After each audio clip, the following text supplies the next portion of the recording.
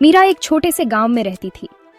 यह गांव बहुत ही सुंदर और शांत था, जहां हर कोई एक दूसरे को जानता था। यह हरे भरे पहाड़ों के बीच बसा था। पहाड़ों की हरियाली और ताजगी गांव को और भी आकर्षक बनाती थी। गांव में एक खास बरगद का पेड़ था। यह पेड़ बहुत पुराना और विशाल था, जिसकी शाखाएं दूर दूर तक फैली हुई थीं। यह गांव के बीचों बीच लंबा और मजबूत खड़ा था। इसकी छाया में गांव के लोग आराम करते और बातें करते थे। लोग कहते थे कि यह एक जादुई पेड़ है। इस पेड़ के नीचे बैठकर कहानियां सुनना सबको बहुत पसंद था। मीरा को अपने दोस्त अर्जुन के साथ पेड़ के नीचे खेलना बहुत पसंद था। वे दोनों मिलकर कई खेल खेलते और खूब मस्ती करते थे। वे घंटों कहानियां सुनाते और हंसते रहते थे। उनकी हंसी की गूंज पूरे गांव में सुनाई देती थी। अर्जुन एक दयालु लड़का था। वह हमेशा दूसरों की मदद करने के लिए तैयार रहता था। वह हमेशा मीरा की मदद करता था। जब भी मीरा को किसी चीज की जरूरत होती, अर्जुन तुरंत उसकी मदद करता। वे सबसे अच्छे दोस्त थे। उनकी दोस्ती की मिसाल पूरे गांव में दी जाती थी। जब वे खेलते थे तो बरगद का पेड़ उन पर नजर रखता था। ऐसा लगता था जैसे पेड़ भी उनकी खुशियों में शामिल हो। एक दिन मीरा की दादी बीमार पड़ गई। उन्हें बहुत खांसी हो रही थी और वे खाना नहीं खा पा रही थी। मीरा बहुत परेशान थी। वह अपनी दादी से बहुत प्यार करती थी। मीरा के माता पिता भी चिंतित थे। उन्होंने गांव के डॉक्टर को बुलाया, लेकिन कुछ भी काम नहीं आया। दिन रात में बदल गए। मीरा अपनी दादी के पास ही रही। उसने कामना की कि उसकी दादी जल्द ठीक हो जाए। मीरा बहुत निराश थी। उसकी नानी की तबीयत बहुत खराब थी और डॉक्टरों ने भी उम्मीद छोड़ दी थी।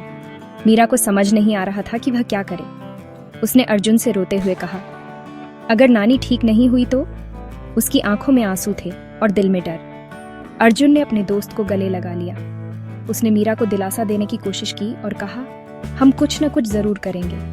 वह जानता था कि उन्हें मदद करनी होगी। अर्जुन ने सोचा कि शायद कोई जादुई उपाय हो सकता है। अर्जुन को अचानक जादुई बरगद के पेड़ की कहानियां याद आ गईं। उसने सुना था कि यह पेड़ इच्छाएं पूरी कर सकता है। उसने मीरा से कहा, चलो बरगद के पेड़ के पास चलते हैं। वहां हम तुम्हारी नानी के लिए एक विश कर सकते हैं। मीरा को थोड़ी उम्मीद जगी। उसने सोचा कि शायद यह पेड़ उनकी मदद कर सके। मीरा ने ऊपर देखा। उसकी आंखों में उम्मीद की चमक थी। उसने अर्जुन का हाथ थामा और कहा, चलो हमें जल्दी करनी चाहिए। उन्होंने अगली सुबह पेड़ के पास जाने का फैसला किया। सूरज की पहली किरणों के साथ वे दोनों उस जादुई पेड़ की ओर चल पड़े। अगली सुबह मीरा और अर्जुन बरगद के पेड़ के पास गए। उन्होंने जड़ों में फूल चढ़ाए। मीरा ने अपनी आंखें बंद कर लीं और मन ही मन कामना की। उसने पूरे दिल से अपनी दादी के ठीक होने की कामना की। जैसे ही उन्होंने अपनी आंखें खोलीं, उन्होंने पेड़ की जड़ों के पास एक हल्की सी चमक देखी।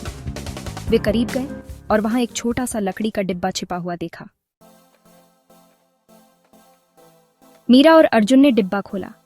वे बहुत उत्साहित थे, क्योंकि उन्होंने सुना था कि इस डिब्बे में कुछ खास है। अंदर उन्होंने एक सुंदर चमकता हुआ फल पाया। यह फल किसी जादुई चीज की तरह लग रहा था, जैसे कि यह किसी परी कथा से निकला हो। वे फल मीरा की दादी के पास ले गए। दादी बहुत बीमार थीं और बच्चे चाहते थे कि यह फल उन्हें ठीक कर दे। चमत्कारिक रूप से फल खाने के बाद मीरा की दादी को अच्छा लगने लगा। उनका चेहरा खिल उठा और उनकी तबीयत में सुधार होने लगा। वह मीरा और अर्जुन पर मुस्कुराई। बच्चों ने भी खुशी से झूम उठे, क्योंकि उनकी दादी अब बेहतर महसूस कर रही थी। एक बूढ़ा आदमी जो गांव में आया हुआ था, ये सब देख रहा था। वह बहुत ध्यान से बच्चों और उनकी दादी को देख रहा था। वह मुस्कुराया और बोला, बच्चे, पेड़ ने तुम्हारी दादी को नहीं बचाया। यह फल जादुई नहीं था। तुम्हारे प्यार ने जादू पैदा किया। बच्चों ने उसकी बात ध्यान से सुनी और समझने की कोशिश की। मीरा को सच्चाई का एहसास हुआ। उसे समझ में आया कि असली जादू उनके दिलों में था। उसने बरगद के पेड़ की देखभाल करना जारी रखा, क्योंकि वह जानती थी कि यह पेड़ उनके परिवार के लिए बहुत महत्वपूर्ण था। लेकिन उससे भी महत्वपूर्ण बात यह है कि उसने अपनी दादी को ढेर सारा प्यार और देखभाल दी।